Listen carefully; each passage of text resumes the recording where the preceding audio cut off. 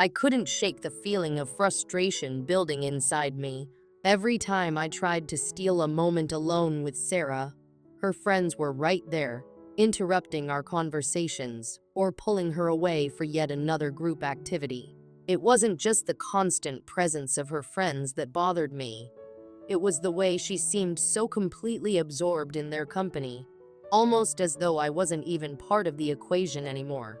I had worked so hard to plan this perfect anniversary getaway for us, and now I felt like it was slipping through my fingers.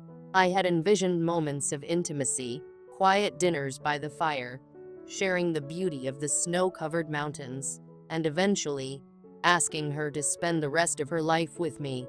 But instead, every night we were gathered around the cabin, playing board games and sharing jokes with her friends, while I sat on the sidelines, feeling more and more like an outsider in what was supposed to be our special time. I tried to tell myself that things would improve, that once the friends left, Sarah and I would have our time together. But with each passing day, I couldn't help but feel more distant from her. One evening, after a particularly exhausting day on the slopes, we gathered in the cabin for a cozy night in. I was hoping we could relax and finally have some time alone. But the moment we stepped through the door, Sarah's friends were already sprawled on the couch, sipping hot chocolate and chatting away. Sarah immediately joined them, laughing and chatting about something they had done earlier that day. I stood at the door for a moment, feeling a knot tighten in my stomach. I wanted to be a part of that conversation, to share in the laughter, but all I could do was watch as Sarah seemed to drift further and further away from me. I couldn't take it anymore. I had to talk to her. I knew if I didn't, this trip would continue to eat away at me, and it would only make things worse. I waited until her friends had gone to bed that night, and then I pulled Sarah aside. She looked at me, surprised by the seriousness in my tone. "Sarah, we need to talk," I said, trying to keep my voice steady. "I've been feeling really neglected during this trip." She blinked in confusion. "Neglected? What do you mean? We're having such a great time, all of us." I could feel my frustration rising, but I held it in, not wanting to start an argument. "I know, but I planned this trip for us. Just you and me. I wanted us to have time to connect, to enjoy this special moment. But it feels like I'm constantly in the background while you're spending all your time with your friends."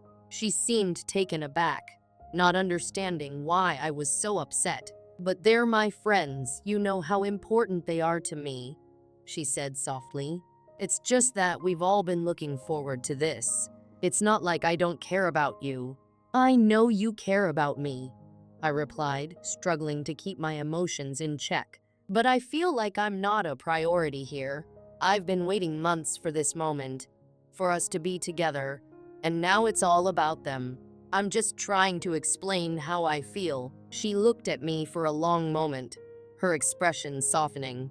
"I'm sorry you feel that way," she said, but there was still a hint of defensiveness in her voice. "I didn't mean to hurt you, but they're my closest friends, and I just wanted to share this experience with them too." I nodded slowly, trying to keep the bitterness out of my voice. "I understand that, but I need you to understand that I had a vision for this trip, and it's not turning out how I hoped. I was planning something big, something that would bring us even closer." Her eyes widened as she processed my words. "Wait, what do you mean? What were you planning?"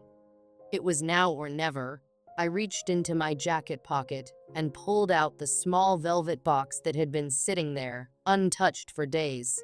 The moment I'd been waiting for, the moment I'd been dreaming of for months, was finally here.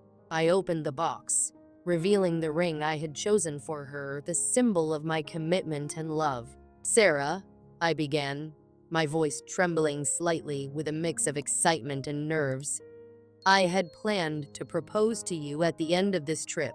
I wanted this anniversary to be perfect, just you and me, away from everything. I wanted to ask you to spend the rest of your life with me." Her eyes widened, and she looked down at the ring, speechless for a moment. I could see the shock and confusion on her face. I had hoped she would be overjoyed, swept up in the moment, but instead, I could sense her hesitation. She took a deep breath before looking up at me. "I didn't know you were feeling this way, and I'm really sorry," she said softly. "I didn't mean to ruin everything. I never imagined that this trip, this celebration of us, would cause you to feel so distant." The air in the room felt heavy, and I could see the wheels turning in her mind.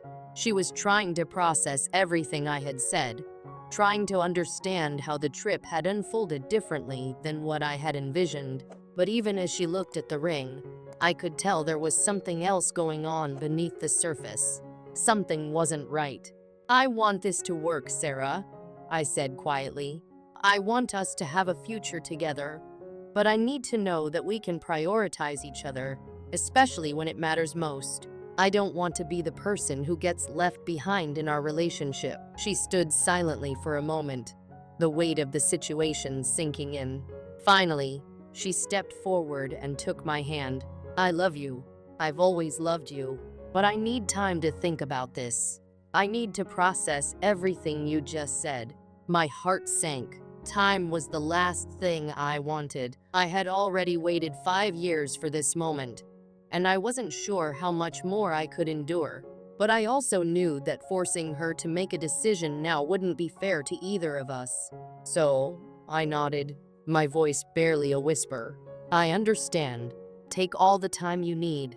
And just like that, the future I had envisioned, our future, hung in the balance. By the third day of the trip, I had had enough. It wasn't just the frustration of being overshadowed by Sarah's friends. It was the realization that yet again, I was being treated like a second option.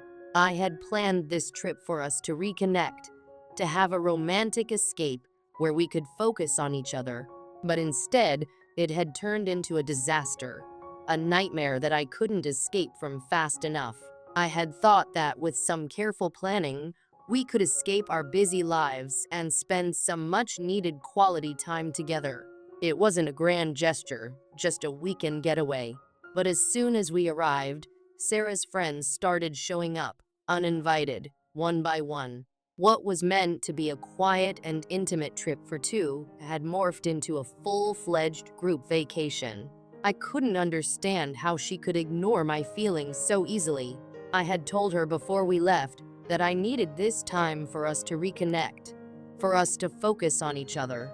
Instead, it felt like I was losing her to them, and I couldn't take it anymore. So, I packed my things. My decision was final. I told Sarah why I was leaving, explained that I just couldn't stay in a situation where I felt invisible. She was upset, of course, but I was beyond caring at that point. I had made my feelings clear over and over again, and yet she had brushed them aside as if they didn't matter. I was nothing more than a convenience to her, a filler, when she didn't have her friends to distract her. As I left, Sarah's friends began to pile on. They took her side, calling me a jerk for leaving, accusing me of ruining the trip. They said I was unreasonable for expecting Sarah to choose between me and her friends, which, in reality, wasn't what I had asked at all. I had never demanded she choose, just that she prioritize our relationship for once. But instead, it was clear to me now. I was simply not a priority. They acted like my needs were unimportant, and I wasn't willing to stand by and accept that anymore. The drive home was long and lonely. I had planned this trip to be something special, but instead, it was yet another painful reminder of how I had always come second in Sarah's life.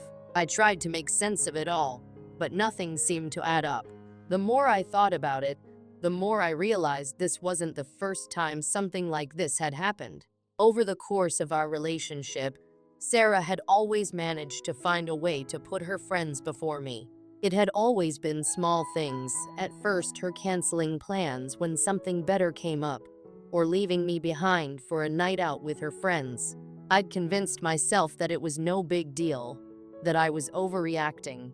But deep down, I knew it was a pattern. a pattern I had been unwilling to acknowledge until now. Back home, I spent the day reflecting on everything. I had hoped for a quiet and romantic getaway, but instead, I felt abandoned and alone. Sarah and her friends had made me feel like I was the problem, that I was the one being unreasonable. It stung, but what hurt more was the realization that I had been patient for far too long. I had been there for her, supporting her friendships and giving her space. But when it came time for her to support me, when I needed her to put me first for once, she hadn't done that. This trip had opened my eyes to the deeper issues in our relationship. I had spent years compromising, thinking that things would eventually get better, but they never did. I had been lying to myself, hoping that things would change when they never would. I was the one who had always made sacrifices, adjusting my schedule, my needs, my desires to accommodate hers. But when the roles were reversed, when I needed her, she was nowhere to be found. I had become so accustomed to being second that I hadn't even realized how much I had been hurting until this trip. I had always been a good boyfriend, doing everything I could to make Sarah happy. I supported her passions, encouraged her to spend time with her friends, and even picked up the slack when she needed it. But at some point, I realized that I had been neglecting my own needs. I had let her take me for granted, always being there when she needed me, always accommodating her schedule, her life, her friends. But what about me? What about the times when I needed her to put me first? Over the years, I had convinced myself that my needs were secondary, that I should just be patient and wait for her to notice. But it never happened. And that's when I made the decision. I was done. I couldn't keep pretending that everything was okay. I packed up my things, my clothes, my passport, and even the engagement ring I had planned to give her. I had been holding on to it for months, planning the perfect moment to ask her to marry me. But now, all I felt was betrayal and hurt. I couldn't go through with it. I couldn't marry someone who didn't value me enough to put me first. So I left. I moved out and went to stay with a friend while I figured out what to do next. As I made my way out of the door, I felt a mix of relief and heartbreak. It wasn't easy to let go of something that had been such a huge part of my life, but I knew it was the right thing to do. I needed to take care of myself and stop making excuses for Sarah's behavior. When Sarah came home, I knew we needed to talk. I had a lot to say, and I didn't want to be interrupted. I had spent hours thinking about everything I wanted to say, so I went through my notes before I confronted her. I wanted to make sure I didn't miss anything. I asked her how she thought the trip had gone, and she told me that everyone had a great time.